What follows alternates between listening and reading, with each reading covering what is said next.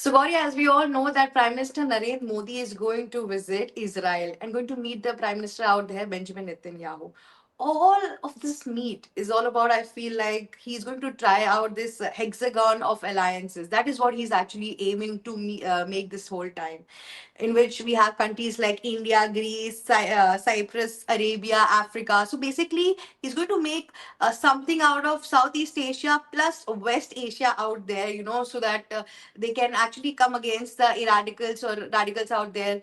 But the major question out here, if I would like to put up, and everybody is asking about it, that basically India has always been in a good connection and a good alliance with Iran and Russia as well.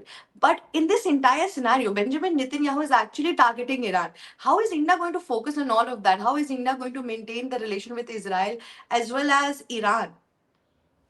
So, Shivi, we have to first of all thank you so much for having me on this show, and it's a very interesting topic to speak. As we speak, the Prime Minister Narendra Modi is in Israel.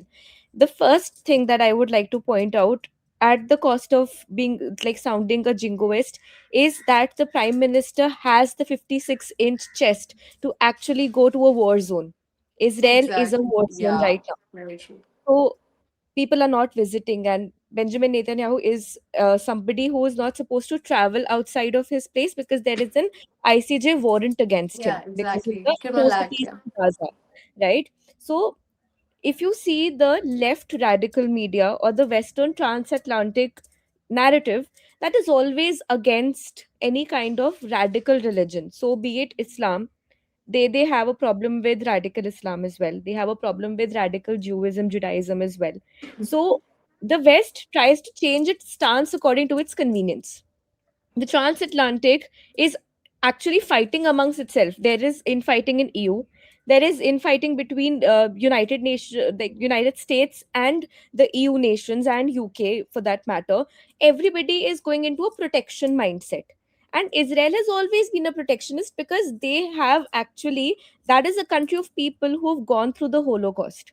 So they know that at the end of the day, it's them who have to stay against, like, for themselves Yeah. Them against the against world. the world. Yeah. Us So against the world. India Yeah. and yes, India and Jews have a very good relationship. There are so many Jews in Mumbai. There are colonies, and Yeah. when the 2008 terrorist attack happened, there was actually a Jewish colony which was also targeted. So Oh. Islamists, they do target Jews as well. So Yeah. here we are trying to make an alliance. Modi is exploring his options because he cannot rely blindly on the US. The US will try to have its own convenience. It is going to try to compromise and use many tools like the trade tariffs and other kind of alliances with China or Pakistan for that matter. So India also needs to have a formidable partner, be it in Russia, be it in Israel. Now let us talk about Iran. We have very old ties with Iran. We have the Chabahar port as well, but recently, Exactly. Iran cut off its visa policy for India, saying that Indians are creating some nuisance and there are some law and order issues that are being created. So, of course, the ties are severed right now. So, it's much better that we actually take a side. India Huh? has always been very neutral. So, I am in total unison of, I'm in total support of this fact But that India Gauri, is taking a yeah. side. I need you to emphasize on this one fact that Iran and India has been such a good friend, and there have been times in the war zone where Iran has went out of the way and helped India so many times. But after the entire protest which happened in Iran, exactly after that, we saw this whole, disagreement between the two countries. Do you think that US has something to play with it? I mean, what is the biggest reason why Iran is, backfiring us? Because we haven't done anything. We haven't called Iran to not to maintain silence or anything like that. We have not at all come between whatever Iran was going through between Iran and US and all of that. Why is Iran so upset from India? I feel like that. Why? What is the problem?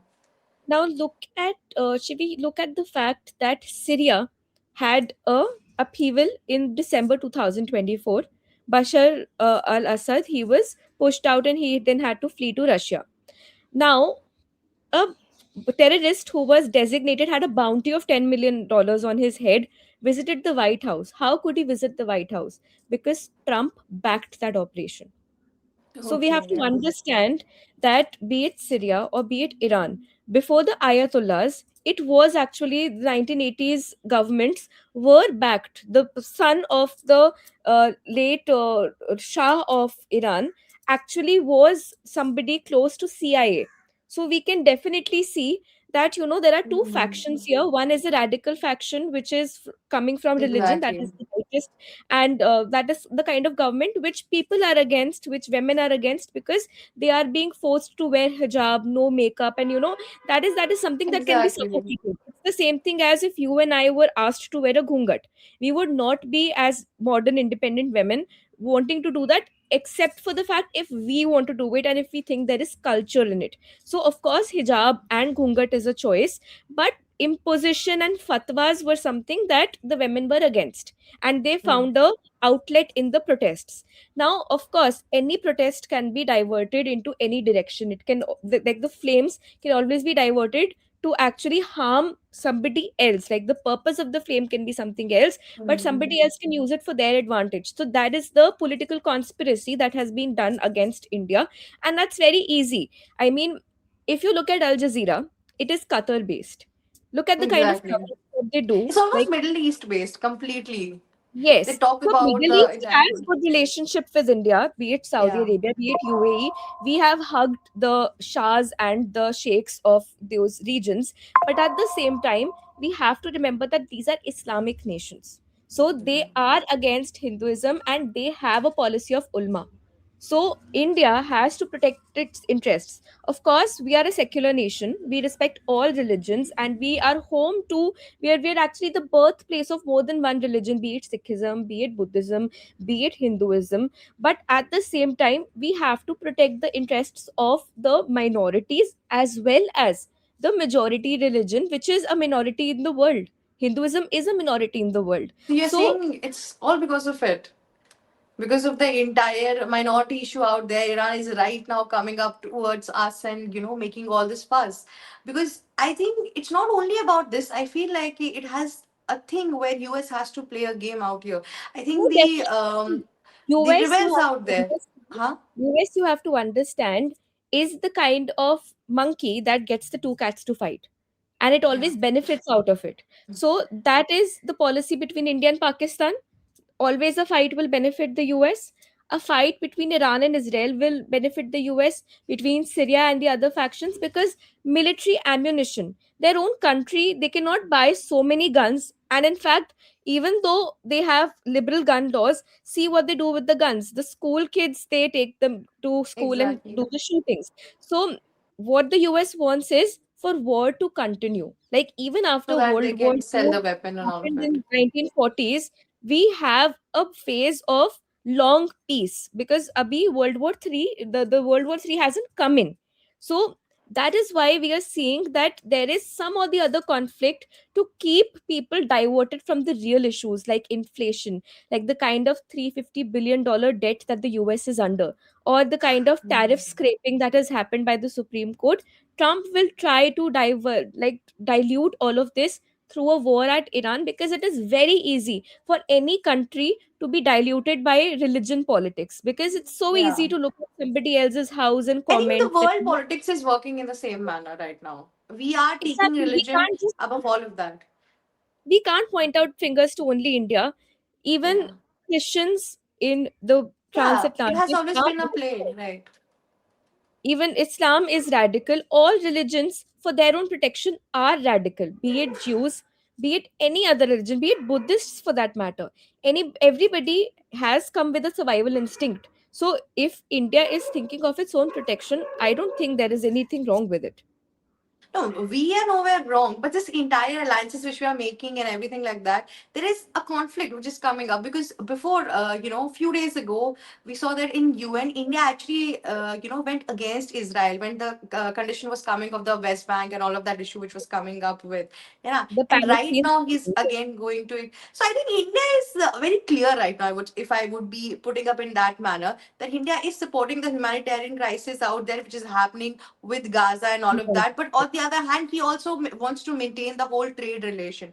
Now, coming specifically on hexagon of alliances. So, what is the major difference between hexagons of alliances and IMEC, which is India, Middle East, Europe economic corridor? So, basically, people are actually, comparing the both of the entire, constitutions. And what are actually what is so new about this hexagon of alliances? If you could stress on this entire point. So, Shivi, there was no need for the Board of Peace. There is already a Yeah. United Nations. But it happened, right?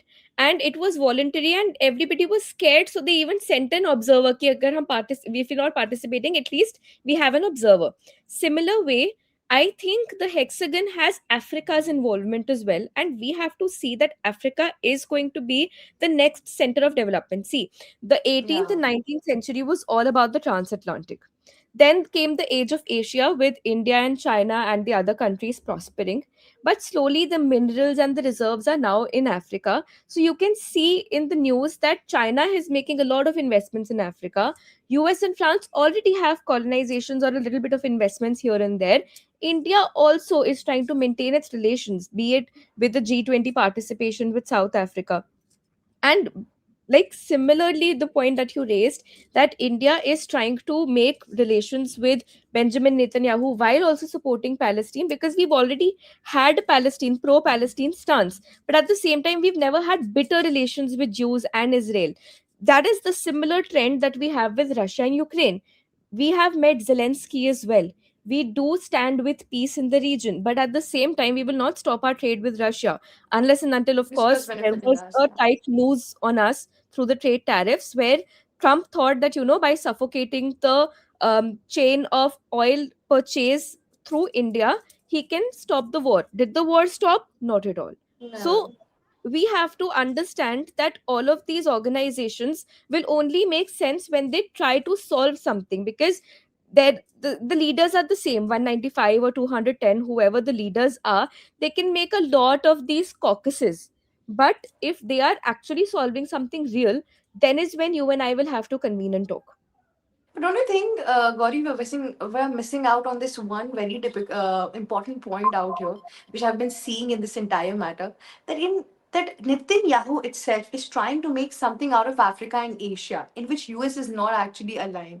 He's actually sidelining the US. Since we were talking about the Gaza peace vote, now taking this into consideration that Israel, no matter Israel is the permanent member of it or not, but US is governing it. So basically, it was Israel's, ideal plan to actually capture the entire Gaza. Israel was the one who sent his troop out there to fight it whatsoever. Now, whatever they're getting, it is all because of Israel. But at the end of the day, US is taking a major part out of it, and what Israel is just, sitting behind. I think that is something which has hit Netanyahu way too much. That now he is forced to make this whole alliance in which US is nowhere there. And keeping the fact in mind that US need to still maintain good relationship with with Africans because of black Americans, white Americans, black Americans kind of a concept and all of that. Still, I mean, they are not there. And also, recently, we have seen that how China has maintained such good relation with Africa. They have done their FTA and all of that. Even after that, US was not intervened in this entire deal. Don't you think there is some suspicions out there? What is happening? Why is Benjamin Netanyahu coming up with such plan? Is he really trying to sideline Trump out here? No, of course, because see, we have to understand that Trump actually took a tour to Middle East but did not take a stop at Israel. So he met everyone. He met Qatar. Qatar is the mediator Exactly. between Hamas and Israel, by the way. Now, Shivi, you have to understand that Hamas was the one which attacked Israel first. The same way that during Operation Sindoor, the first attack happened in Pahalgam and then India retaliated. So, be it countries like India or be it Israel in that matter, they have retaliated for their protection. So, I will never stand against it in my personal capacity and opinion, if you ask me about my two pence on this issue. But if we have to talk geopolitically, we have to create alliances which are without the US, and we already have the SARC, we have BRICS. Even there is a concept of quad minus one that is going on. Yeah. There is the Yes. Five Eyes alliance with Canada, and when Canada will be threatened, Canada is also trying to lobby with Europe and trying Yeah. to stay away from America, because America right now is lethal. They can actually go any direction. So the whole geopolitical order in today's day and age when we are breathing is about how Trump is going to wake up and what his mood is going to be in the morning and which country he's going to choose violence Yeah. against. Which is why Everybody's trying to get rid of him. our prime minister as well did not pick his calls, and Ajit Doval, in fact, like this news was then taken down, but he said that we can wait out for the 4 term, for the 4 years to be over, because Trump is not going to come back. The third term is not happening in America, and I don't think Trump is in the right health as well to continue.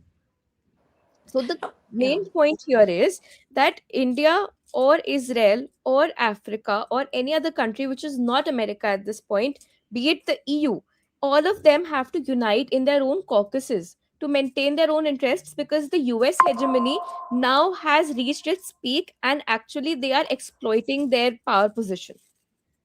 Which is so true. With this entire alliances and all of that, we can look forward that how India and Israel are going to reunite itself, because before the war started, before everything like that, they were very good friends. I think in between the war also they were very good friends, but I could see that there were conflict of interest because most of them were not actually, trading anything or like that.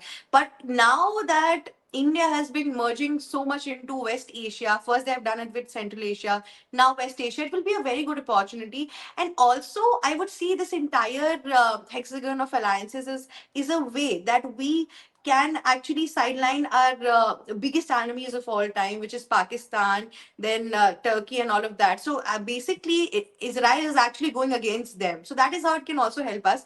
But let's just see what happens later. How is PM Narendra Modi and Benjamin Netanyahu going to take this entire, visit, and what sort of FT? If we can get FTA out here, also it will be very beneficial for us in terms of weapon and all, because defense is that one thing which India Yes. wants to back up itself so much right now. We don't With, manufacture weapons yes, out here. with the friendship with France that we have, with partnerships Exactly. with Germany, see, their defense equipment will come at a standstill at one point because of the paucity in population. And Yeah. the kind of, they don't have the kind of threats that India already has. So they want a market. India already has a market. And India will now want to build the skills. Another point to consider here is that during the mediation between Israel and Hamas, when Qatar is mediating this, so Qatar is an Islamic nation.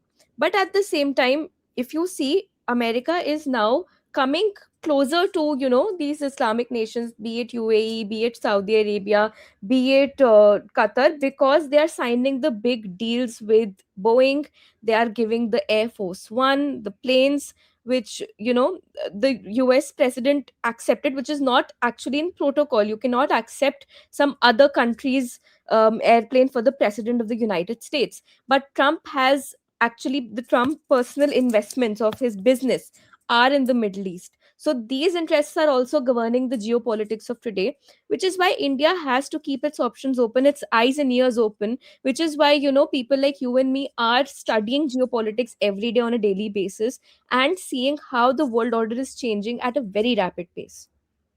No, which is so true. I mean, we cannot, really rely on this one fact that how world is happening right now, because everybody, Iran was our friend. Now they are not our friend. They are against us. So right now we are at a position where India is in a very sensitive area, if I would say. We Yes. have out here Pakistan and Bangladesh is coming against us. Now we can also, the point which you have mentioned, that Russia is already in a war country. So we cannot always rely on them. China would always see their entire, Interest credits and because of that profits out there. cycle.